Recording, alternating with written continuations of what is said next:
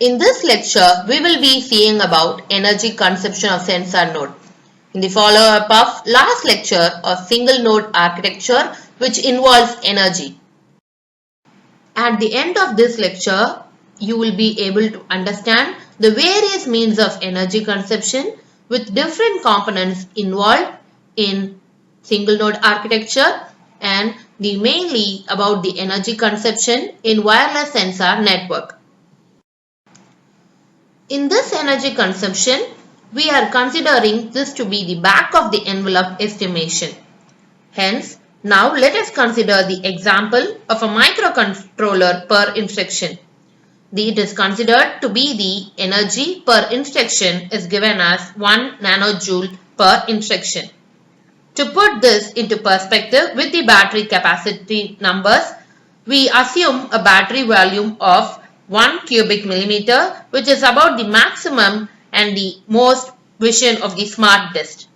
The small battery, which stores about 1 joules, and with respects to instruction, it can go up to 10 to the suffix 9 instruction. The lifetime is considered to be the most important in energy consumption. One important contribution to reduce power consumption of these components comes from chip level and lower technologies. How to design a low power chips is the best starting point for the energy efficient sensor node. But we have various advantages such as designing and which is easily squandered when the components are improperly operated. The crucial observation for proper operation is that most of the time a wireless sensor node has nothing to do with its information. Therefore, we need to completely turn off a node which is not possibly in an operational state, and through this way it can be adapted to task. We need to introduce multiple states of operation for a long time of a battery. It's always our duty to see whether the sensor node is in its full operation all the time. If not, we need to switch it to power save mode. And the typical modes of a sensor node are for a controller as active, idle and sleep mode. When the radio mode is on condition, it has to receive its full information. Either it needs to go to the sleep mode and we have to turn on or turn off the transmitter or receiver for the purposes based on the application. The multiple modes are even possible with the deeper sleep modes. The usual terminology is to speak of a deeper sleep state if less power is consumed. A radio modem could turn the transmitter, both receiver or both on or off. While such a graded sleep state mode is straightforward enough, it is complicated by the fact the transition between states both take more time and energy. Our usually assumption is that deeper sleep state takes more time and energy as it takes more time to wake up again to the fully operational state. We have other examples Atmega and TI-MSP430 which operates at various sleep modes according to the frequency. The Intel Strong ARM provides 3 sleep modes as such: normal mode, idle mode and sleep mode. So the power consumption varies in milliwatts, like 400 milliwatts in normal mode, 100 milliwatts in ideal mode and 50 microwatts in sleep mode. Whereas when we see about the MSP430 designed by Texas Instruments, we have a wide range of operation mode. One fully operational mode which consumes about nearly 1.2 milliwatts, and there are 4 sleep modes in total of Texas Instruments designed MSP430. The deepest sleep mode only consumes 0.3 watts, but the controller is only woken up by external interrupts in this mode. The last example is going to be Atmega, which has 6 different modes of power consumption which are equal to the principle similar to MSP430 but differ in some details. The power consumption varies between 6 milliwatts and the idle one is going to be 15 milliwatt, and the active modes are going to be in 15 same, and it is going to be in the sleep mode of 75 watts. The switching between modes like idle, active and sleep is going to be a little bit complicated. So let us see now with an example of how does an energy is getting saved and overheads for sleep modes. So the E save is going to be the portion where we are going to save the energy, and E overhead is going to be the energy which has been in additional to the current data. So the simple idea will be like switching to the lower mode whenever it is possible. And the problem here will be like time and power consumption required to reach higher modes if it is not going to be the negligible amount of data, which involves overhead introduction and switching only pays off when energy saved is going to be greater than energy overhead. The event triggered wake from sleep mode. Since we can see here from at time t1, the decision whether or not a component is to be put into sleep mode should be taken to reduce power consumption from P active to P sleep. If it remains active and the next event occurs at time t event, then the total energy, active energy, is going to be from P active, and the difference of T event and T1 has been spent uselessly idling. Hence, we need to put the component into sleep mode. On the other hand, it requires time tau down until sleep mode has been reached. As a simplification, we assume that the average power consumption during this phase is going to be P active plus P sleep, the total divided by 2. Then the P sleep is consumed until the event T. In total, the energy is required in sleep mode as opposed when remaining active.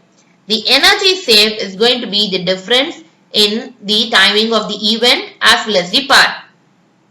As the dynamic power management looks so complex, we are moving on to the alternative solution, which is dynamic voltage scaling. Here, in this one, it is going to be the solution to switch the controller in full operation mode, computing the task at highest speed and go back to a sleep mode as quickly as possible. The rationale is the fact that a controller running at a lower speed, lower clock rates, consumes less power than at full speed. This is due to the fact that the supply voltage can be reduced at lower clock rates while still guaranteeing correct operation. And this technique is called dynamic voltage scaling. This technique is actually beneficial for chips like CMOS, and the actual power consumption depends on the supply voltage. Reducing the voltage is a very efficient way to reduce power consumption, as the power consumption depends on the clock frequency and the square of the supply voltage. It has lower clock rates, which gives the lower supply voltages, and it is easy to switch to higher clock rates, but the execution alone takes a longer time in dynamic voltage scaling. From an energy perspective, the most kinds of memory are an on-chip memory of a microcontroller and flash memory. An off-chip RAM is rarely used. The power needed to drive on-chip memory is usually included in the power consumption for many controllers. Hence, the most relevant part is the flash memory. In fact, the construction and usage of flash memory can heavily influence the node lifetime too. The relevant metrics involves the reading and the writing per byte. All this information is readily available from various manufacturers. The read time and the read energy consumption tend to be quite similar between different types of flash memory. The writing to flash memory can be a time and energy consuming task that is best avoided. It is necessary to consult the documentation of the flash memory, which we need to be considered for a wireless sensor node. Now we are going to see how does the power is consumed in a transmitter involving the radio transceivers. We are going to model an energy consumption during the transmission.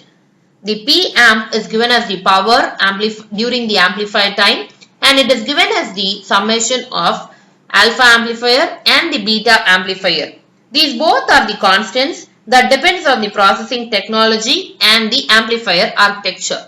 The highest efficiency is going to give the maximum output power. In addition, the transmitter also needs power of the transmitted time, which is given as P to the suffix TX elect. The time to transmit in bits is given as N by RR code, where R is going to be the nominal data rate and R code is the coding rate. The T start and the P start are going to be the time and the average part. Hence, these effects are given as E transmission with N R code and the power amplified with respect to the modulation, whatever we are going to be considered. For simplification, we need to consider the easiest modulation. Similar to the transmitter, the receiver can be either turned off or turned on. While being turned on, it can either actively receive a packet or it can be idle and observing the channel and ready to receive. To elucidate, the energy received required to receive a packet has a startup component T start and P start similar to the transmission case, and when the receiver had been turned off, it has been put to the sleep mode. It also has a component that is proportional to the packet time, which is N divided by RR code. So the total energy received is going to be the T start with P start and the coding with the power received and with the bits. The decoding energy is relatively complicated to model as it depends on the number of hardware and system parameters. In this table, we are able to see the time and energy that can be sent on many transceivers. We see the architecture with short startup time and is preferable out of the impact of the startup time on the energy per bit when using different modulation. Here we use various appropriate transceiver architecture with fast startup time, and it provides figures on how startup time influences the choice between modulation. These startup costs actually motivate some consideration of the entire system architecture. One good idea is to have only very simple functionalities online that can handle most of the processing and other features, which includes the energy. How does we control the transceivers in dynamic scaling?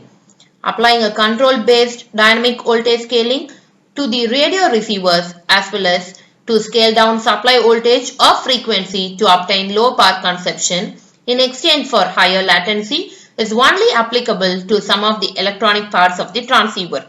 However, the frequency or the voltage, which is performance trade-off exploited in dynamic voltage scaling, is not the only possible trade-off to exploit. As such, the parameter versus performance trade-off that has a convex characteristic should be an analogous optimization technique. The dynamic modulation scaling is switched to modulation best suited to communication depends on channel gain. It is dependence between MAC protocol and power consumption is strong. The dynamic coding scaling has various codes according to the channel gain. There are both even the combination in controlling the transceiver energy. We always worry about the energy cost, whether it is going to be more in computation or in communication. So how it is going to be there when we compare directly the computation and communication cost, which is going to be higher. It is clear that communication is considerably more expensive undertaking computation because the energy required for computation cannot be simply ignored depending on the computational task. It is usually still smaller than the energy for communication but still noticeable. The basic observation motivates a number of approaches and various design decisions, but still the networking architecture of wireless sensor network plays the communication more. The core idea is to invest into computation within the network wherever possible to save on communication costs, leading to a notation in network processing and aggregation. It is going to be always the energy ratio of sending one bit with computing one instruction. It ranges from 220 and 2900 as per the literature.